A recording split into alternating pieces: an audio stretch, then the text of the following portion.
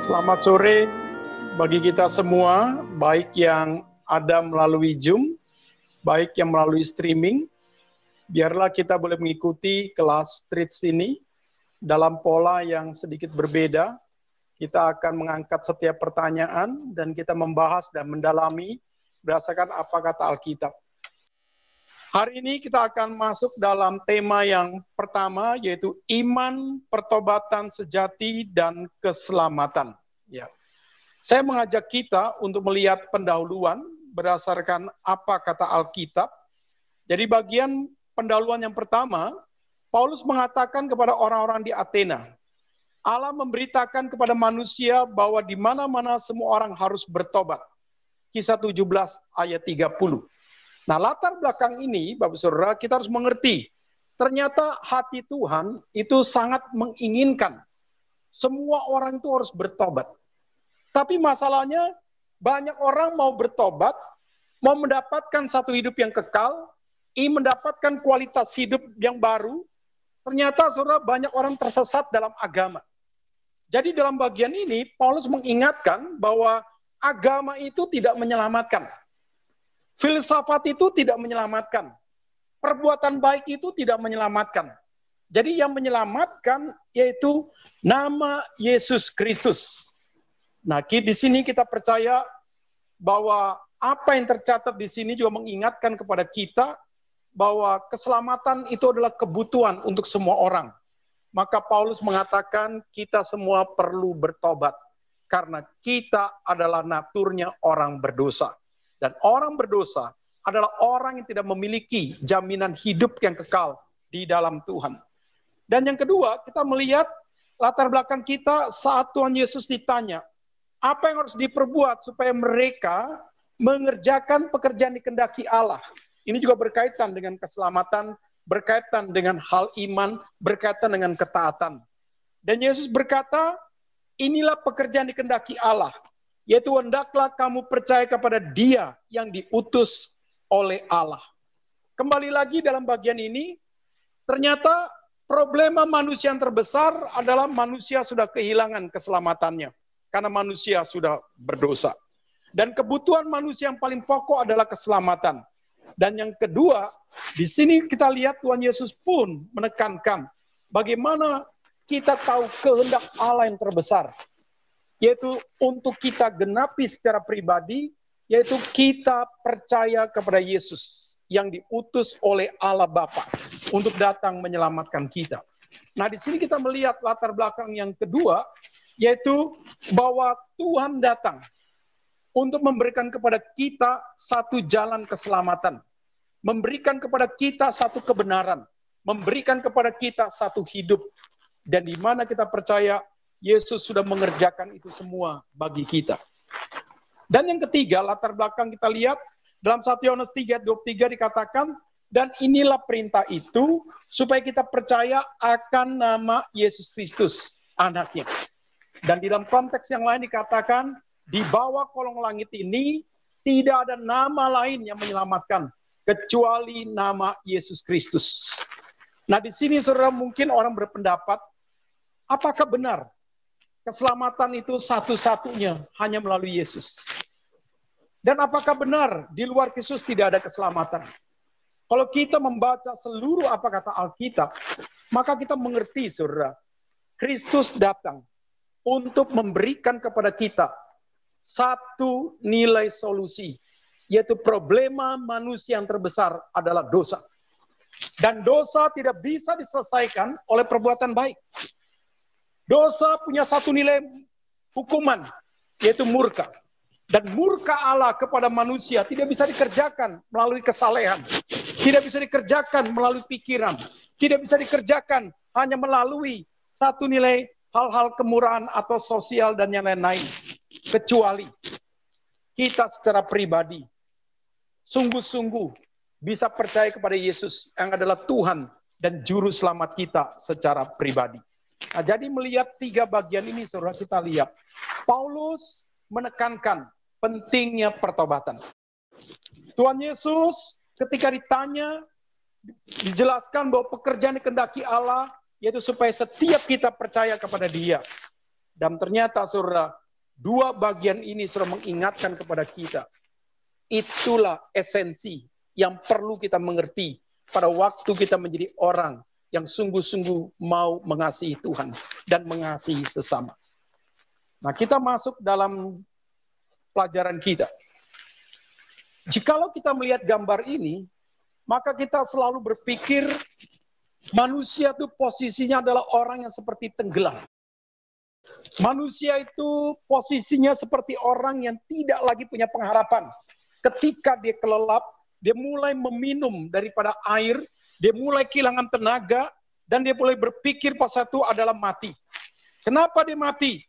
Karena dia sudah merasa berjam-jam dia harus menggunakan tenaga, menggunakan akan skill dia, pengalaman dia melayang di air, atau dia mencoba bertahan di atas air. Tetapi saudara, dia tahu, jikalau tidak ada pertolongan, tenagaku akan habis. Kekuatanku akan habis. Skillku akan habis. Nah, di dalam bagian ini, gambar ini mengatakan akhirnya ada tangan yang diarahkan kepada orang itu.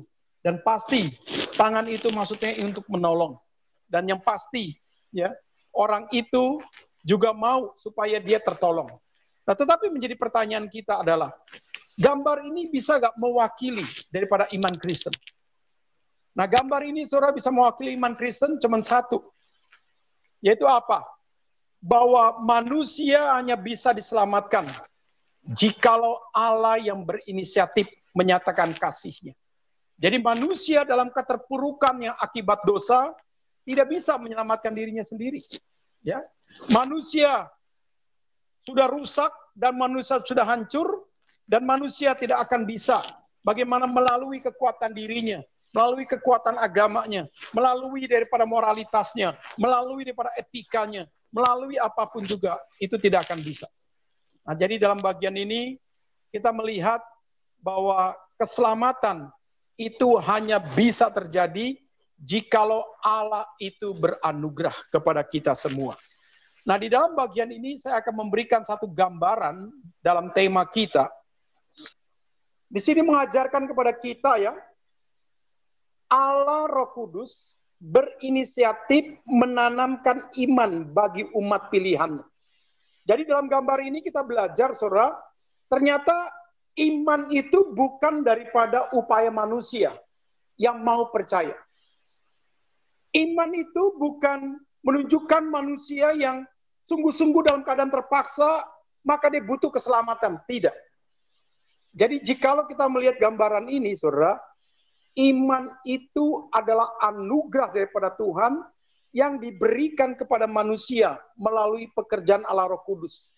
Jadi saudara, siapapun yang akhirnya punya hasrat mau mengenal Tuhan, siapapun yang punya hasrat untuk mau sungguh-sungguh melihat Tuhan dan mengenal Tuhan secara pribadi, jikalau dalam hatinya tidak ditanamkan satu iman daripada Tuhan, maka seluruh hasrat itu, seluruh kerinduan itu tidak akan mencapai pengenalan yang benar akan Tuhan. Jadi di sini kita belajar, saudara, bahwa Allah lah yang memberikan iman dalam hati setiap kita. Sebelum kita menyatakan kelahiran baru kita. Sebelum kita menyatakan akan pertobatan kita. Sampai kita sungguh-sungguh bisa mengerti bahwa kita sudah diselamatkan oleh Tuhan. Nah, di sini mungkin di antara kita pasti ada satu pandangan. Pak Tumpal, sebetulnya pertobatan dulu atau lahir baru dulu? Orang bertobat baru mendapatkan iman. Setelah itu iman berpadu dengan pertobatan baru muncullah lahir baru. Atau orang mau lahir baru, maka Tuhan kasihkan iman, baru setelah itu tampillah satu pertobatan. Nah, disitulah baru kelihatan satu diagram nilai keselamatan. Alkitab dengan jelas mengatakan, pertama-pertama, kita orang yang sudah dirancang oleh Tuhan untuk dipilih, untuk diselamatkan. Melalui pekerjaan Allah Roh Kudus dalam waktunya, dia menanamkan iman dalam hati kita. Nah, iman itu memampukan kita punya kesadaran iman. Dan akhirnya secara pribadi, pada waktu kita mendengarkan firman, pada waktu kita membaca buku, pada waktu kita dalam kondisi tertentu, kita sungguh-sungguh tahu kita orang berdosa. Kita sungguh-sungguh tahu Hanya Yesus adalah Tuhan dan Juru Selamat pengampun kita. Dan akhirnya secara pribadi kita berdoa, menerima Dia sebagai Tuhan dan Juru Selamat. Dan kita meminta pengampunan, kita meminta pengudusan, kita minta satu nilai hati yang baru. Dan disitulah kita berkomitmen meninggalkan dosa-dosa kita, mengalihkan kepada sesuatu gaya hidup yang baru, dan kita punya komitmen-komitmen yang baru, itulah lahir baru. Dan akhirnya orang melihat satu perubahan dalam cara berpikir, satu perubahan dalam nilai perasaan, nilai rasa, afeksi, satu perubahan dalam nilai sikap, dan akhirnya pada waktu orang tanya, engkau sudah bertobat? Maka orang itu berkata, iya. Nah di sini saudara, kelahiran baru itu pekerjaan Allah Roh Kudus. Pertobatan adalah satu tindakan manusia untuk menyatakan dirinya sungguh-sungguh sudah menjadi orang yang berbeda di dalam Tuhan. Nah, jadi di sini kita percaya, saudara, Allah melalui pekerjaan Allah Roh Kudus menanamkan iman dalam hati kita, baru kita bisa berespon. Baru kita bisa memiliki satu kesadaran iman yang memimpin kelahiran baru kita. Dan dari kelahiran baru itulah sebagai tindakan pribadi kita sebagai manusia, akhirnya kita punya repentance, kita punya pertobatan, kita punya metanoia. Nah disitulah keselamatan akhirnya kita bisa nikmati. Nah jadi di dalam diagram bagian inilah saudara, maka saya akan mengajak setiap kita mendalami apa kata Alkitab dan mendalami problematik apa kata orang tentang keselamatan. Dan saya mengajak setiap kita di sini untuk melihat kalimat ini. Benarkah kalimat di bawah ini? Keselamatan orang Kristen tergantung pada imannya. Nah, saya nggak minta untuk setiap kita respon secara pribadi. Tapi minimal dalam hati masing-masing, pasti engkau pernah mendengar kalimat ini. Engkau mau diselamatkan? Tergantung imanmu. Imanlah menyelamatkan engkau. Nah, di sini saudara, saya katakan ini salah. Pada waktu saya ini katakan salah, mungkin pasti Bapak Ibu Saudara mengatakan, apa benar Pak Tumpal? Itu salah. Kedua, kalau itu salah, salahnya di mana Pak Tumpal? Tunjukkan yang benar. Nah, di sini saudara, saya ingin katakan saudara, objek imannya itu salah karena kekuatan dirinya. Jadi kita diselamatkan bukan karena upaya daripada diri kita. Kita diselamatkan bukan karena kekuatan kesalehan kita. Kita diselamatkan bukan karena kita banyak berkorban, sudah berbuat baik dan lain-lain. Bukan. Kenapa? Karena kita orang berdosa, Bapak Saudara. Jadi bagaimana mungkin kita manusia berdosa, di dalam keberdosaan kita yang sudah terpisah dengan Allah yang suci, kita bisa mendekatkan kepada Tuhan berdasarkan kekuatan diri kita. Yesaya 59 mengatakan ini ayat kedua tidak mungkin. Roma 3 mengatakan itu tidak mungkin. Karena kita semua orang berdosa. Kita tidak ada yang mencari Tuhan. Dan kita ini semua sudah sinful nature. Pikiran kita sudah berdosa. Perasaan kita sudah berdosa. Muatan tindakan kita semuanya mengandung dosa. Jadi tidak mungkin. Jadi di sini saudara, pada waktu kita bandingkan dengan Efesus 2 ayat 8 dengan 10, maka saudara akan melihat bahwa keselamatan itu hanya anugerah daripada Tuhan Yesus. Jadi jikalau Tuhan tidak beranugerah kepada kita, maka seluruh perbuatan baik kita, seluruh keagamaan kita, seluruh nilai kesalehan kita, seluruh daripada ketaatan kita beragama, semuanya menjadi sia-sia. Kenapa menjadi sia-sia? Karena itu upaya kekuatan diri kita sendiri. Pelan kita ini orang berdosa. Jadi kalau di dalam motivasi kebaikan kita mengandung 0,01 kesombongan. Di dalam motivasi kita kesalehan, ada satu nilai menunjukkan kita orang saleh. Berarti kesalehan kita juga mengandung dosa. Pada waktu kita punya hasrat keagamaan, tapi pada waktu kita beribadah, ada aspek nilai kompetisi menunjukkan kita hebat. Itu pun mengandung satu nilai dosa. Jadi disinilah kita mengerti, saudara. Kita diselamatkan bukan karena iman kita. Nah kalau begitu Pak Tumpal, apa yang benar? Nah kita lihat. Yang benar adalah keselamatan orang Kristen tergantung pada imannya dalam Yesus Kristus. Saya ulangi. Keselamatan orang Kristen tergantung pada imannya dalam Yesus Kristus. Jadi bukan iman yang berkaitan dengan agama. Bukan iman yang berkaitan dengan perbuatan baik, apa kata agama. Bukan iman yang berkaitan dengan ketaatan, berdasarkan apa kata agama. Tidak. Kekristenan itu bukan agama. Agama itu dibangun dari bawah ke atas. Tetapi kekristenan itu dibangun dari atas ke bawah. Di mana Allah Bapa mengutus anak yang tunggal datang ke dunia. Yaitu sementara. Untuk apa? Mencari kita yang berdosa. Melahirbarukan kita. Mempertobatkan kita. Memimpin kita step by step. Untuk mengalami perubahan dalam kesucian, dalam karakter, dalam pola hidup kita yang semakin lama makin serupa dengan Tuhan. Jadi disinilah kita percaya. Lukas 5 ayat 17-26. Itu menceritakan kepada kita, dan silakan saudara buka di rumah, bagaimana ketika Yesus sedang ada di satu rumah dia mengajar, maka ada orang yang membuka atap, menurunkan orang yang lumpuh. Dan Tuhan Yesus pada saat itu berkata, bahwa orang ini sungguh memiliki iman.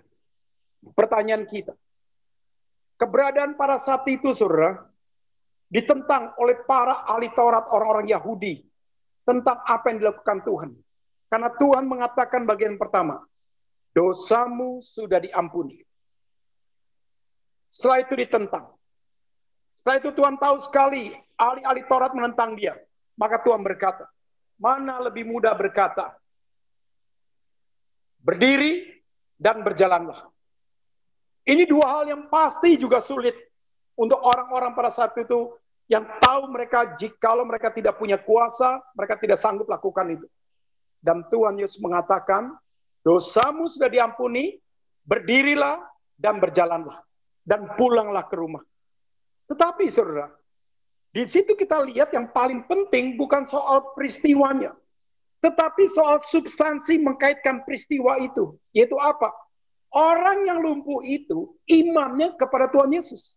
Maka ketika dia katakan dosamu diampuni, ya, itu diarahkan kepada dia. Dan dia mengarahkan dirinya kepada pribadi Tuhan Yesus yang adalah Tuhan dan Juru Selamat dia. Pencipta manusia dan yang berkuasa untuk bagaimana memelihara manusia. Setelah itu ketika Tuhan Yesus mengatakan, berdirilah dan berjalanlah. Ternyata orang itu yang punya iman kepada Tuhan Yesus. Dia berdiri dan dia berjalan. Jadi dalam bagian ini saudara kita tahu, pasti kita akan keluar satu kalimat pertanyaan.